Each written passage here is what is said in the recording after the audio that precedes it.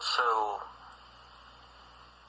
I'm going to attempt to explain generic subjective continuity in a way that should make it visceral for everyone. So imagine that an elephant in Africa just died, and your conscious experience right now is what came after that elephant's death. You don't feel anything. The elephant doesn't have a soul.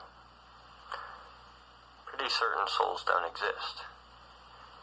And so that elephant's soul didn't go into your body or anything like that. It's just a matter of your experience is occurring as opposed to the elephant's experience no longer occurring.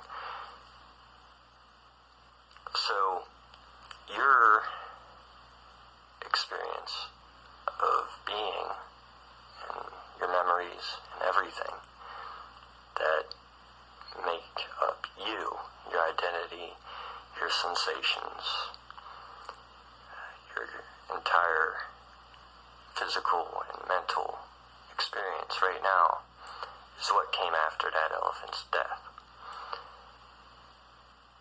And it's kind of helter-skelter. Technically, yes, everyone's experience, every living organism here on planet Earth and perhaps elsewhere in the universe, all of them technically came after the elephant's death because, well, they are the experiences that are actually occurring after the elephant's death. So if you've ever seen someone die,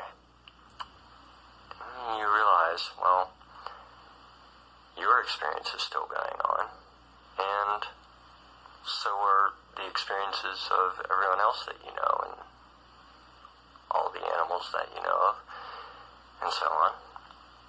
And so, those are the only experiences that are occurring, as opposed to the dead person being in a black void. The dead person isn't experiencing anything. They're not in a black void. They're not experiencing darkness or silence or peacefulness or any of that. They're gone. They're completely absent. The only experiences that are occurring after that dead person's death are the experiences that are the ones that exist. So only one of the experiences that do exist could be the experience that comes after that dead person's end. So, back to the elephant that just died, and now your consciousness is what came after its death. So the elephant died, and now, from the point of view of the elephant, your conscious experience is what came next. Randomly, it wasn't, as far as I know, there's no rhyme or reason to it. It was just, had to be one of the experiences. And so, now imagine that you die. Let's reverse it. Now you die. And so the experience of being an elephant is what came after your death, is what comes after your death. And so all of the memories and sensations and everything that it is to be this particular elephant is what came after your death. Not you in a black void. Not you anywhere. You're completely gone. You no longer exist. You're absent. But the elephant's experience, it is occurring. And so is everyone else's that's still alive. Those are the experiences that do exist. There are only the experiences that do exist. The dead people, my grandparents, they died about 15 years ago. They're not trapped in a black void right now.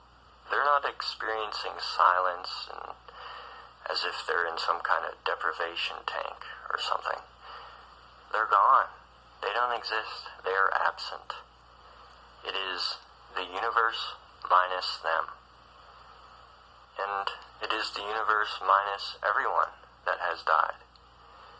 There is only what does exist. And when I say there is only what exists, I count consciousnesses among the things that exist. There are only the experiences that are going on. And so, just let that sink in. Let this become visceral for you. Imagine that,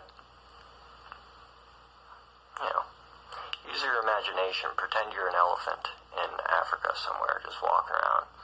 And then boom, something happens and you're dead. Poacher kills you, or, maybe lions or something tear you to shreds, and eventually you fade out, you die. And instantly, what comes next? Your consciousness came after that elephant's death. So, the experience that you're having right now, listening to this right now, is what came after that elephant's death. Rather than the elephant being in a black void somewhere. Because to imagine that this elephant is in a black void after it dies is to imagine that elephant's consciousness persisting after its death. And there's just no reason to believe that. So this idea of generic subjective continuity is based in current science, what we know. So, anyways, thank you.